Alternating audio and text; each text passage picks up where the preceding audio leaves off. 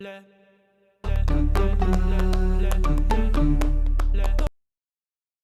a hub to XClarity One is so easy. It's like finding the remote when you need it. No more running around. Watch how simple it is to connect a new hub, ensuring a secure connection to the portal. Stay tuned to see how you can manage your devices without effort. Let's see how to connect a new hub. First, click the Add button. You'll need to provide a name for the new hub, choose its location, and enter the registration request key. But how do you get this key? Log into the hub, and on the main page, you'll find the option to add it to XClarity One. Copy the registration request key, paste it into XClarity One, then copy the registration key, and go back to the hub to paste it there. That's it.